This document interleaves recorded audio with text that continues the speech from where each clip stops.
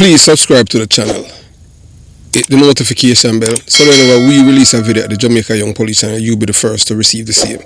Remember to share the video with your friend, your mama, papa, girlfriend, boyfriend, and your side chick and side man. Yes, and post a comment below, even just to post and say, I am here to show your appreciation of the work that we are doing here at the Jamaica Young Police channel. And thanks for being a part of the movement. So, moving on. We're at the Jamaica Young Police channel, we hate criminals with a passion. So here's one of them. This guy's name is Javon Pinnock. Yeah, aka Froggy.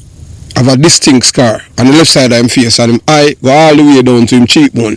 And you know, more or less is a Jamaican do that, you know, telephone cut. I don't know how them come by that thing for, you know, to scar people face like that, and that it's just awful, but terrible people. So this man that you're looking at, his name is Javon Pinnock, aka Froggy. Yeah, Froggy them call him on the street, and he's wanted in New York, in Queens, New York, for the murder of Javon Jamison, a Jamaican youth them called Blingers. Yes, and Blingers was killed almost 2 years ago by this man and another man named Christopher King. Christopher King is in custody in New York, awaiting trial for the murder of Jamison. So we are appealing, we are begging, beseeching you Jamaican people in Jamaica and the diaspora, wherever you see this man, to inform the police, whether it's 119 or 911, and let them know that this man is wanted in New York for the murder of Javon Jamison, so that this man can be placed in custody or go straight to the departure home where he belongs. And that's justice. And we say that because we hate criminals with a passion, because there was no reason for this man to kill Blingers, because Blingers was not a threat to him at the time. It was murder, clear murder.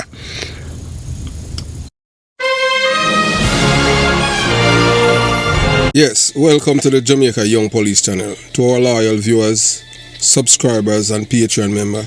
At the channel, we are a group of law-abiding citizens who believe in the rule of law and respect the rights of every citizen, but not the ones who do not subscribe to such behavior. We do believe in and support preemptive strikes because they save lives. This is a logical conclusion because preemptive strikes save lives and prevent the further loss of lives. We are all about saving lives at this channel.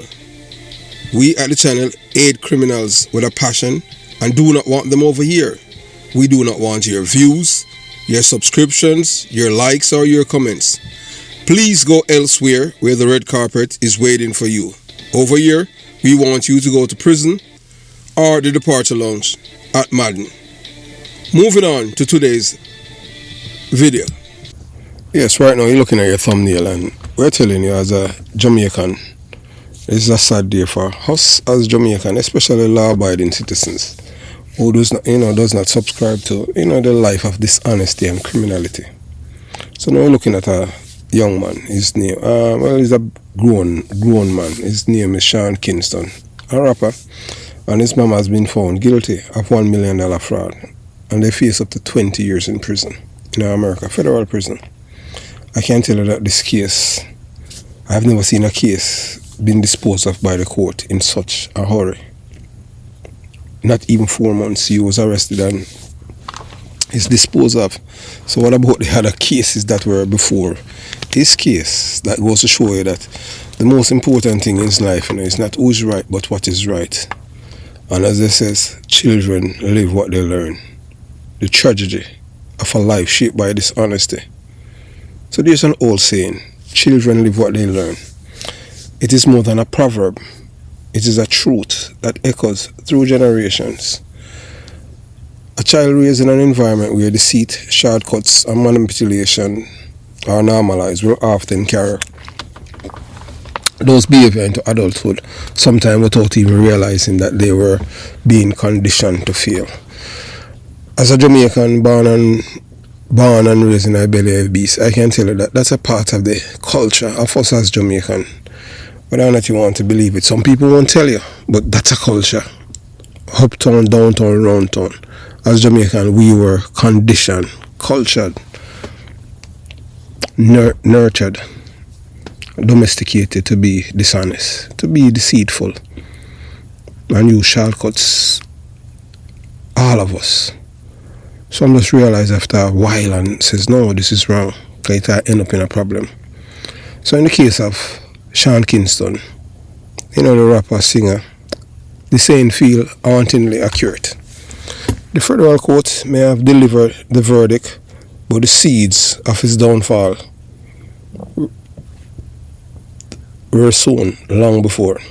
His mother, Janice Turner, wasn't just a bystander in her son's life.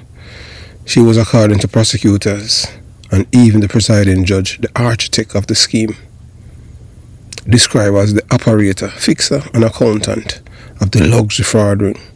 She orchestrated the crimes that now have both her and her son facing up to 20 years behind bar. And this is sad. So when you're a parent, you have to be a parent. Even if you're a criminal-minded person, you do not want to take your children down that path. She have been to prison already, and he said it.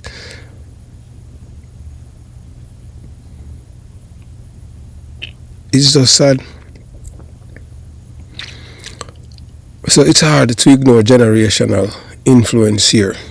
A mother is often her child's first teacher, first protector, and first moral guide. But what happens when the moral compass is broken? When the lesson passed on are not those of decency, honesty, truthfulness, or ethics, but of deceit, exploitation, and evasion of consequences. Turner, a Jamaican by birth, seemed to reflect a mindset, sadly found in some corners of the diaspora, a dangerous belief that with enough cleverness, charm and boldness, one can beat the system.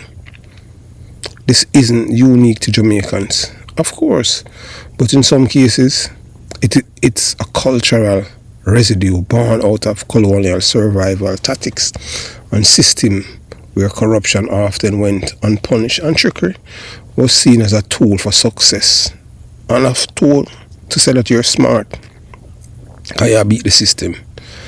That mentality, when unchecked and unrefined, become poisonous, especially when passed on to a child.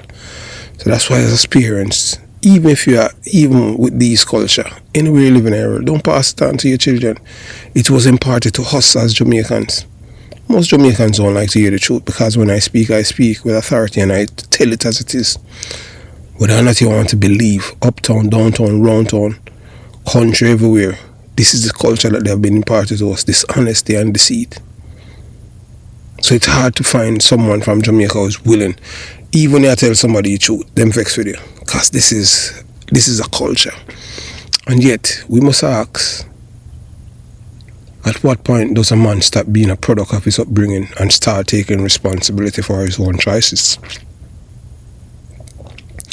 That is when in time you decide, says, wrong is wrong, and right is right. It's not who's right, but what is right. And sometimes it's hard for people to really come to that conclusion. But it takes time. Sometimes some people do not get the chance to even get to change because of the culture. Sean Kingston had an opportunity that millions of young men from disadvantaged background could only dream of. Fame, fortune, and a platform of influence to others. But instead of anchoring himself in integrity, he allowed himself to drift deeper into illusion, propped up by fraudulent practices and enabled by the very person who should have taught him better. Now he faces a grim future. With a chronic heart condition and asthma, prison is not just a punishment, it can become a death sentence. The federal system is really lenient when it comes to white-collar crime, especially when it's premeditated and involves millions in stolen goods and services. His medical issues, though real, may not spare him from the harsh reality of incarceration. The tragedy of it is that this didn't have to be his story. Had he practiced values like decency, honesty, morality, and ethics, had he rejected the flawless and passed down to him, he might have been remembered for his music, not his mugshot. So let this be a lesson to all, for all of us, especially parents. What you teach your children through words, action, and values you embody can define the entire trajectory of their life. Teach them integrity, and even if they stumble, they'll walk with their heads high. Teach them deceit, and they may run fast, but eventually they'll run out of road. Because that's how it is when dishonesty take over your life. So the power of the media and the perception of black criminality in the United States. Many people, especially those who harbor negative biases against black individuals, fail to grasp the immense power wielded by the media in shaping public perception. Whether it's print journalism, cable television, or a vast reach of the internet, media can fundamentally alter how individuals are viewed in the court of public opinion. A person who is completely innocent can be portrayed as guilty, while someone who is truly guilty can be presented as a misunderstood victim and even an hero, depending on the narrative crafted and disseminated. Like Louis Magini, he's seen as an hero because he has done something that majority of Americans would like to do. This distortion even becomes more dangerous when compounded by racial bias. In the United States, black people have historically been and continue to be disproportionately portrayed as criminals, regardless of the facts. When a society is conditioned through decades of biased media representation to associate dark skin with criminality, it becomes increasingly difficult for black individuals to receive fair treatment, not just in the justice system, but in every facet of life. To be clear, this is not an argument that all guilty people are innocent and all innocent people are wrongly convicted. Justice, ideally, should be blind, but in reality, whether someone is treated as guilty or innocent often depends on where the alleged crime took place, the demographics of the jury, and the prevailing attitude in that community. In some parts of America, the legacy of racism still seeps into the foundation of legal proceedings, making it nearly impossible for a black defendant to receive an impartial trial. This is why understanding the role of the media and regional bias is essential. Without that awareness, society continues to judge, not based on facts or evidence, but on skin color and pre-packaged narrative. Justice cannot prevail in a system where perception is manipulated and bias is normalized. So Sean Kingston and his mother found guilty in a federal fraud case involving lavish lifestyle scheme.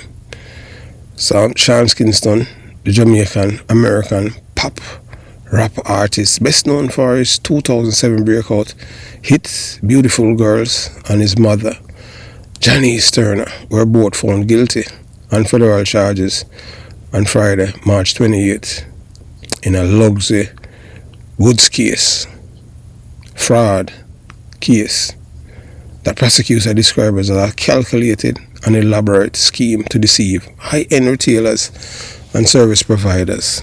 $1 million joke money to some people in America. So the jury in Miami took just 3 hours to deliver a unanimous verdict convicting the duo on 1 count of conspiracy to commit wire fraud and 4 counts of wire fraud.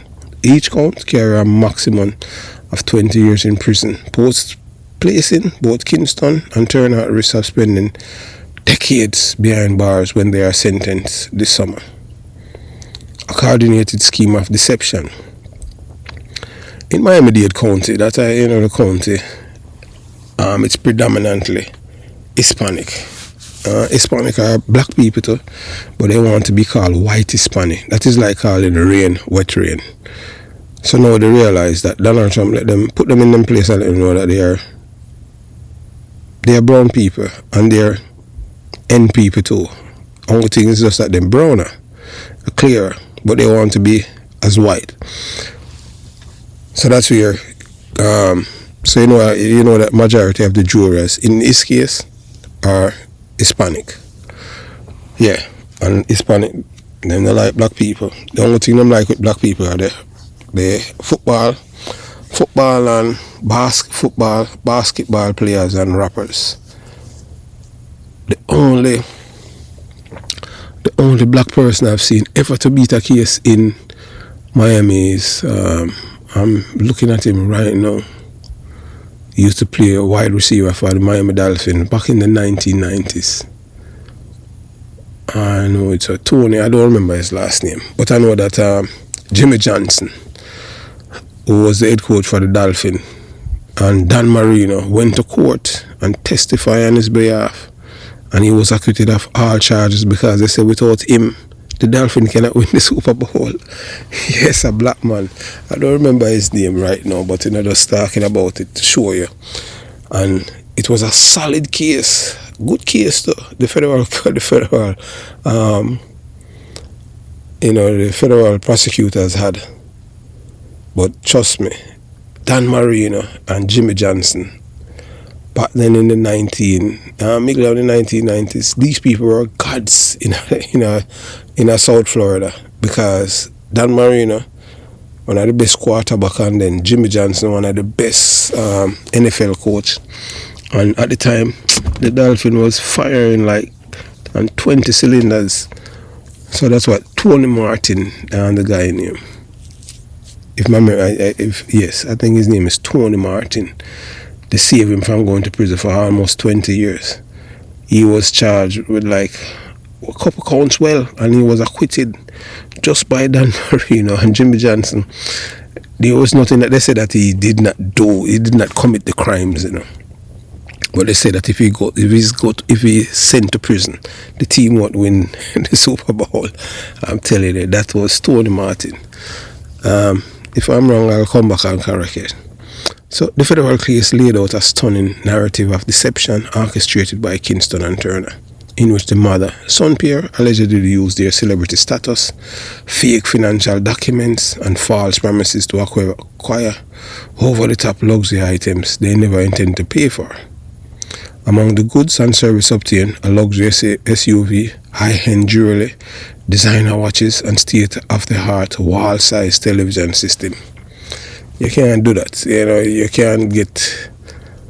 Boy, I don't know them do it. So prosecutors introduced damning evidence during the trial, including a falsified wire transfer confirmation, doctored receipt, and explicit text that appear to show the two coordinating the fraud. One key message sent from Kingston to his mother read, "I told you to make a fake receipt," following by, "So it looks like the transfer will be there in a couple of days." Man, documents always prove liars to be liars. Authorities argue that these messages reveal Turner's integral role as a logistical mastermind behind the fraud. While Kingston lent his fame and access to facilitate the scam, Turner, who has a prior criminal record, was described by the judge, the operator, the fixer, and the accountant, a central figure in the entire operation. What a wicked man. So following the verdict, the judge ordered Janice Turner into immediate custody, citing her previous conviction and dominant role in the fraudulent scheme. As she was escorted out of the courtroom, she turned to her daughter in the gallery, blew a kiss, and mouthed, "I love you," a poignant moment in an otherwise damning day for the family. Sean Kingston, 35, born Kisan Anderson, was placed on house arrest until his sentencing. The judge firmly denied a request from his legal team to allow him to travel to Texas for a scheduled performance, stating plainly he's not going anywhere. The judge could have let him go still, because I'm still out of prison. Making a perform and at least have some money and can pay back, restitution to the people them, or something. So Kingston lawyers had pleaded with the court to avoid pre-sentencing detention, citing his heart condition and asthma. His sister and aunt stepped forward to offer financial guarantees for his release, $200,000 in bond money, and the deed to a family home as collateral. Despite these arguments, the judge appeared unmoved by any appeal for leniency based on health or fame. Prosecutors painted both Kingston and his mother as masters of deception and fraud, warning that their charm and celebrity had long shielded them from consequences until now. So they must come and con people a long time, and them just finally at the end of the road, no more road is there. From fame to federal courtroom, Kingston's rise to stardom was meteoric, bursting onto the scene at the age of 17. His reggae-infused pop, it quickly found international acclaim. Collaborations with artists like Justin Bieber and Eenie Meenie only added to his fame and fortune. But prosecutors argued that behind the glitz and glamour, a much darker reality was unfolding. The defense attempted to capitalize on this narrative of humble beginning and sudden stardom, painting Kingston as financially naive and disconnected from the details of his own business dealings. He's a soft guy who grew up poor and rose to fame overnight, his attorney argued. He had no idea how to run a business and didn't even know how much money was in his bank account. However, the jury was unconvinced. The investigation into the scheme reached its peak in May 2024, when Broward Sheriff deputies raided Kingston's sprawling southwest ranch home in Florida. Property known for its extravagant features, including massive custom-built TV at the heart of the fraud claims. Kingston was arrested shortly after that raid while performing at Fort Irving, a military training base in California, Mojave Desert. He waived his right to fight extradition and was returned to Florida to face federal charges. Sentences for both Kingston and Turner is scheduled for July 11th, with Turner hearing set for 9 a.m. and Kingston 11 a.m. In addition to their federal conviction, the pair are also facing similar state-level fraud charges, which could compound their legal troubles even further. Once hailed as a pop music prodigy, Kingston now finds himself facing the real prospect of spending the prime years of his life in federal prison. His mother, who once managed his affairs, may be facing an even harsher sentence due to her criminal history and her central role in the scheme. The case is a sobering reminder that fame and fortune do not exempt individuals from accountability, if anything. It raises serious questions about the culture of excess and impunity often found in celebrity circles, and the long shadow it casts when money, fame, fraud collided. Be careful what you envy. You don't know the story behind the shine. In a world obsessed with appearance, it's easy to fall into the trap of admiring or even envying the lifestyle of the rich and famous. The luxury cars, designer clothes, sprawling mansion, and VIP treatment all look glamorous from the outside. But here's the truth. Too many people ignore. Never envy someone for the life they appear to be living, because you have no idea what they did or what they had to do to get there, or what they are doing to maintain it. Take the case of Sean Kingston and his mother, Janice Turner. To the public, Kingston was living the dream, a successful artist with platinum hits, a lavish mansion in Florida, and access to upper echelon of the entertainment world. But behind that facade was a carefully constructed house of cards built on fraud, deception, and exploitation of system that often reward flash over substance. Now, with both mother and son convicted on multiple counts of wire fraud and conspiracy, the truths come crashing down. The same music industry that once helped propel Kingston to fame now seems to have turned a blind eye. And this raises an haunting question. Where are all the industry friends now? Where are the big names, collaborators and executives? The fellow artists who once stood beside him on stage and red carpets? You mean to tell me that in all of Hollywood, with its millionaires and billionaires, not one could step forward and post bail for Kingston. Not one PR producer or entity could have offered a public statement to show support. It is not just surprising, it's telling.